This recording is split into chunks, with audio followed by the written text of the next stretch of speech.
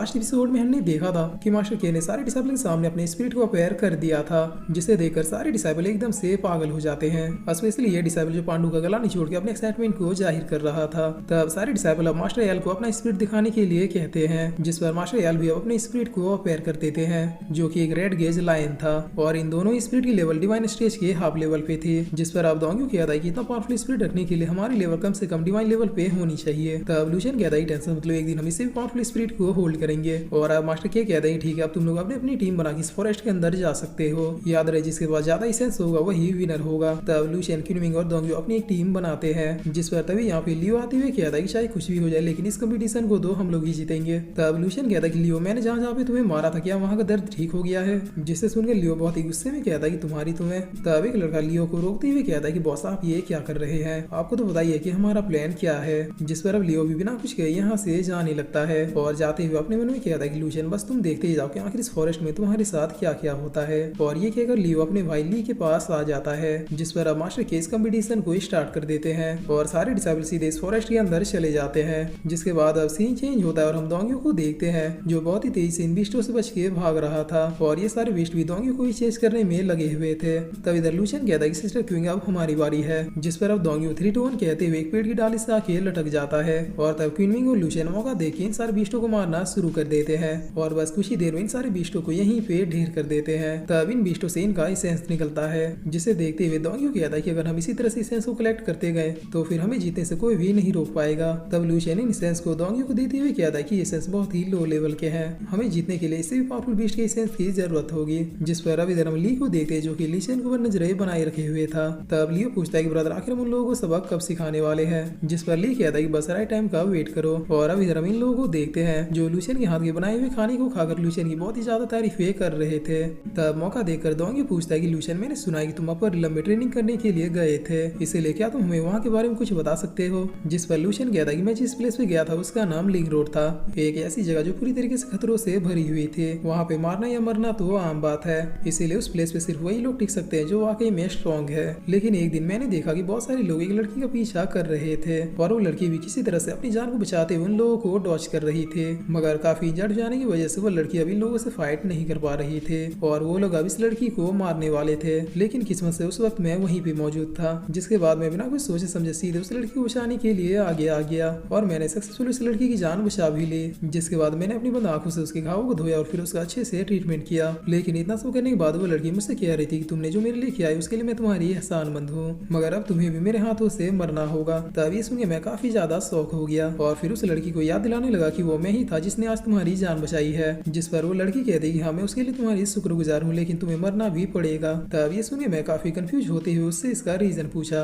जिस पर उस लड़की ने कहा कि आज तक किसी ने भी मेरी इतनी ज्यादा केयर नहीं की थी, इसीलिए मुझे डर है कि अगर तुम जिंदा रहोगे तो फिर मैं तुम्हें लाइक करने लगूंगी। और यही वो फीलिंग है जिससे मैं अपनी लाइफ में सबसे ज्यादा हेट करती हूँ, क्योंकि ऐसी फीलिंग बस लोगों को कमजोर बनाती है। तब उसकी बातों को सुनकर मुझे इतना समझ में आ गया था कि उस लड़की का इस वर्ल्ड में कोई भी नहीं है। और तब मैंने उस लड़की से एग्रीमेंट करते हुए कहा कि मैं तुम्हें 6 मंथ का टाइम देता हूँ, इन 6 महीनों में तुम मुझ पर कभी भी अटैक करके मुझे मार सकती हो, लेकिन 6 महीने के भीतर अगर तुम मुझे नहीं मार पाई तो फिर तुम हमेशा हमेशा के लिए मेरी दोस्त बन जाओगी। जिस पर वो लड़की भी इस एग्रीमेंट के लिए मान गई। तब दोंग्यू कहता है कि भाई जल्दी बताओ कि आखिर आगे हुआ क्या? जिस पर लूशियन कहता है कि होना क्या था, उस दिन के बाद वो मुझे हर जगह हर प्लेस में मारने के लिए मौका ढूंढने लगे, लेकिन मैं बार बार उससे बच जाता था।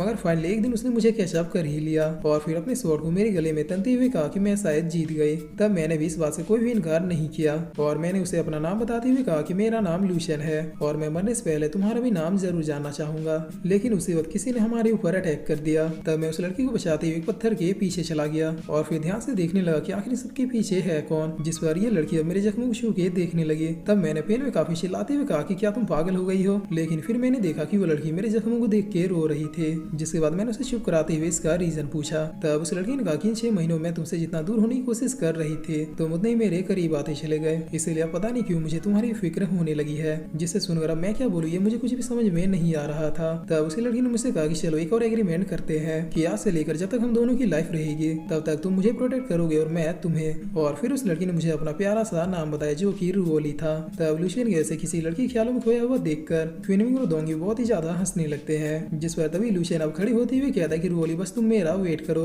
मैं बहुत ही जल्द तुम्हारे पास आ रहा हूँ। तब लूशियन की ऐसी हरकतें देखकर दोंग्यू कहता है कि ये तो प्यार में पागल हो गया है। जिस पर क्वीन कहती है कि जरूर वो लड़की बहुत ही ज्यादा प्रीटी होगी। और अब सीन चेंज होता है और हमें दूसरे दिन का सीन दिखाया जाता है जहाँ पर फॉरेस्ट में कुछ लोग किसी से डर के भाग रहे थे और ये आदमी जो इनके पीछे था ये काफी हंसते हुए कहता है कि आखिर तुम लोग मुझसे बच के जाओगे कहाँ। और इतना कि ये आदमी तुरंत ही इन लोगों के आगे आ जाता है, जिसके बाद ये अपने नाइफ को निकालते हुए कहता है कि तुम लोगों के पास जो भी वैल्यूएबल चीजें हैं वो तुरंत ही मुझे दे दो, वरना तुम लोगों को मार के भी मैं उसे छीन ही लूंगा। तब ये आदमी कहता है कि तुमने हमारे एक पर्सन को मारा है, इसीलिए हमारे कैप्टन जल्दी आके तुम्हें खत्म कर देंगे। जिस पर अब इतना सुनते ये आदमी सीधे इस दूसरे आदमी को मारने के लिए बढ़ जाता है, मगर तभी क्वीन विंग का चाबुक आके इसे रोक लेता है। तब हम देखते हैं कि तीनों भी यहाँ पे पहुंच चुके हैं, जिसे देखकर ये आदमी बहुत ही खुश होते हुए कहता है कि भगवान ने अपने नन्हे मुन्ने अवतारों को भेज दिया। तब पीछे से बुरा आदमी कहता है कि चलो इनके पास भी अब कुछ न कुछ तो जरूर होगा। जिस पर क्वीन विंग कहते हैं कि इस बास्टर्ड को तो मैं अभी सबक सिखाती हूँ। तब लूशियन कहता है कि सिस्टर क्वीन आप रुक जाइए, मैं फील कर सकता हूँ कि आदमी आपसे भी ज्यादा पावरफुल है और इसने अपने पावर और ईविल ऑरा को छुपा के रखा है। जिसे सुनकर ये आदमी कहता है कि बच्चे तुम्हारी नजर तो वाकई में काफी तेज है, लेकिन क्या फायदा इसी तेज नजर का जो तुम्हें अपनी मौत से बचा ही ना सके। और ये कहकर ये आदमी सीधे लूशियन के ऊपर अटैक करने के लिए बढ़ जाता है। तब लूशियन भी एक अटैक जिसका नाम शैडो फिस्ट था उसे क्रिएट करके इस आदमी के सारे अटैकों को डॉज करने लगता है। जिस पर अब इन दोनों के अटैक टकराने की वजह से यहाँ पे एक धमाका होता है, मगर ये आदमी फिर से एक और अटैक को क्रिएट करते हुए लूशियन की ओर बढ़ने लगता है। तब लूशियन भी कमॉन कहते हुए एन वक्त में अपने हेवनली फिंगर का यूज कर देता है, जिसकी वजह से ये आदमी काफी दूर जाके गिरता है। तब ये देखकर क्वीन विंग कहते कि आखिर ये टेक्निक तुमने कब सीखी। जिस पर ये आदमी कहता है कि जब भी सीखी हो, लेकिन है बड़ा लाजवाब। और अब तभी कोई आके इसके ऊपर अपने पैर को रखते हुए कहता है कि अब तुम बच के मुझसे कहाँ जाओगे, तुमने हमारे एक आदमी को मारा है और उसका खामियाजा तुम्हें भुगतना ही होगा। जिस पर अब यहाँ पे और भी लोग आते हुए कहते हैं कि कैप्टन दबोच के रखे उस भरोसे वाले को, हम लोग भी पूरी तैयारी के साथ आ चुके हैं। तब ये आदमी एवोल्यूशन को थैंक यू कहते हुए कहता है कि बच्चे तुम वाकई बहुत ही ज्यादा पावरफुल हो, अगर तुम ना होते तो हम लोग इस कमीनों को कभी पकड़ ही नहीं पाते। और फिर ये आदमी अपना इंट्रोडक्शन देते हुए कहता है कि मेरा नाम लिन बाय है और मैं छोटे ब्रदर का नाम भी जरूर जानना चाहूंगा।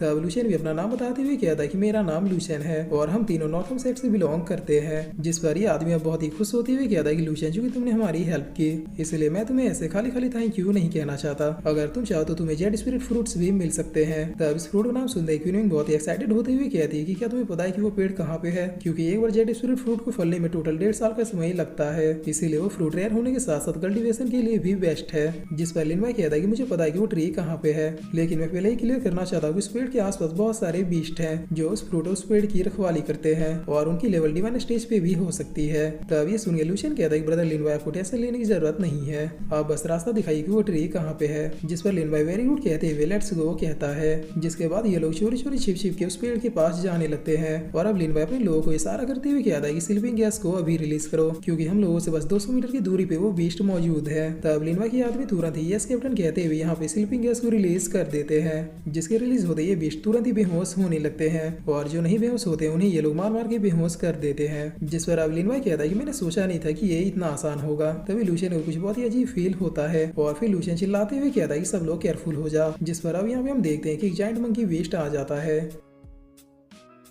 और फिर इसी के साथ ये एपिसोड यहीं पे खत्म होता है।